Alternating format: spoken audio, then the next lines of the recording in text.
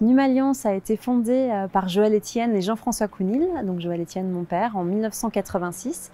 Ils travaillaient alors dans une entreprise de production de sièges automobiles et ils étaient au sein du bureau d'études de cette entreprise-là pour fournir les moyens aux usines de pouvoir produire. Ils se sont rendus compte que sur le marché, on ne trouvait pas forcément de machines répondant aux besoins du marché et en plus, c'était l'essor des commandes numériques qui arrivait seulement à intégrer les machines.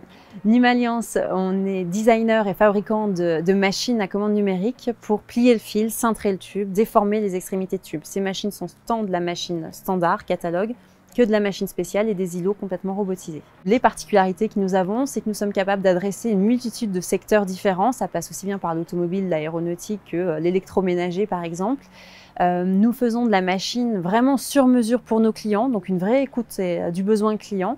Et nous avons un service client dédié très fort et puissant qui a priori génère de la satisfaction chez nos clients. Le siège social est implanté dans les Vosges. Ici, nous sommes 180 collaborateurs sur ce site. L'ensemble du groupe représente plus de 430 collaborateurs. Nous avons 5 autres sites en France, 2 autres sites de production et d'ingénierie aux États-Unis et au Mexique. Et nous avons également un réseau de filiales pour être au plus près de nos clients qui sont notamment aux États-Unis, au Mexique, en Chine, au Brésil, en Inde et dans certains pays d'Europe.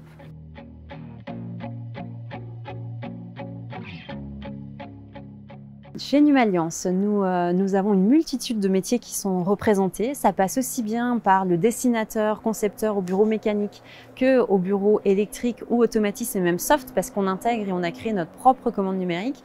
Nous avons des roboticiens, nous avons des monteurs, des metteurs au point avec un vrai savoir-faire au niveau de la mécanique. On a des personnes qui vont installer nos machines à travers le monde, des techniciens itinérants et en plus de tous les métiers support qui sont les achats, le commerce, la comptabilité, etc. Les métiers en tension sont surtout ceux de la technique, donc pour les bureaux d'études mécaniques, robotique, soft, autom, une fois de plus, mais aussi pour nos ateliers monteurs et metteurs au point. Et aussi toujours au niveau des techniciens itinérants, donc capables de partir à travers le monde, installer des machines dans des usines incroyables, que ce soit en Inde, au Mexique ou en Chine. Moi, je suis plus orienté sur la partie mécanique de par mes études. Donc moi, qu'est-ce que je fais?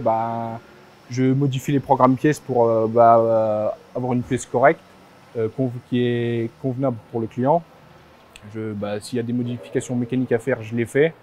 Du réglage quand il faut faire du réglage, tout ce qui touche à la mécanique en fait. Faire de la mise au point, c'est-à-dire que quand vous montez une machine, qu'elle est assemblée, tout n'est pas réglé, c'est pas possible de tout régler. Donc moi, j'ajuste les différents mouvements.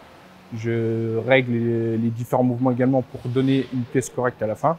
De savoir qu'on peut lier l'automatisme, la mécanique, le réseau, tout ça pour faire des grandes lignes de production, je trouve que c'est plutôt très intéressant. Mon métier, ça va être principalement de faire de l'architecture logicielle et de faire du développement de logiciels. Donc ici, nous, on fabrique nous-mêmes notre commande numérique et nos interfaces.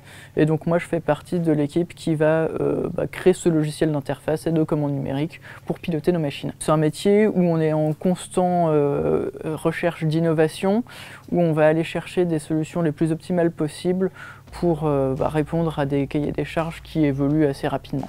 J'ai pas mal appris sur le tas, ouais. J'ai eu quand même des formations en interne, notamment tout ce qui est partie architecture logicielle, parce que ça, c'est pas quelque chose d'inné. Et puis aussi à coder, parce qu'au final, c'est un petit peu comme apprendre une autre langue. C'est quelque chose qui s'apprend au fur et à mesure et à la pratique, ça devient de plus en plus facile. L'industrie, on s'ouvre quand même un petit peu plus de portes, parce que c'est des milieux qui sont un petit peu plus exigeants. Alors, certes, il va falloir en donner un petit peu de soi, mais en vrai, c'est pas difficile. Et puis à terme, c'est formateur, c'est assez...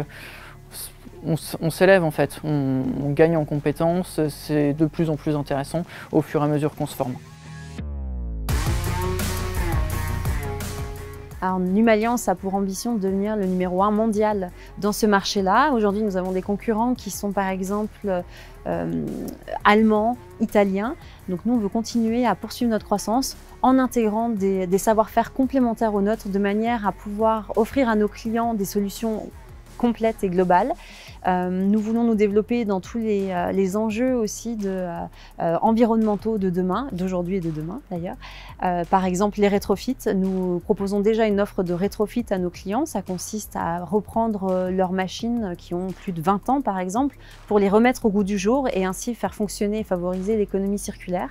On veut également continuer à adresser des marchés incroyables. Il faut se dire que, par exemple, on fabrique nos machines, la plupart dans les Vosges, et on est capable de vendre aux États-Unis chez SpaceX, par exemple.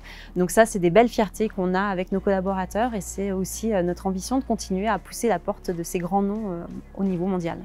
Je pense que ce qui est important, c'est de se rendre compte à quel point l'industrie française est belle et innovante, peut être lumineuse, peut être vraiment axée technologique, robotisée, internationale, parce que ça aussi, c'est une force incroyable. Et qu'en fait, il faut oser, parce que l'industrie permet aussi d'avoir des mobilités internes, donc des changements, des évolutions de carrière qui ont des forts potentiels. Nous, c'est ce qu'on aime aussi, accompagner nos jeunes qui, par exemple, il y en a beaucoup qui ont commencé par de l'apprentissage chez nous, on en a plus de 25 par an, beaucoup de stagiaires également. Il y a des personnes qui partent en VIE dans nos filiales aux États-Unis et au Mexique, donc l'industrie est prête à accompagner les jeunes à évoluer.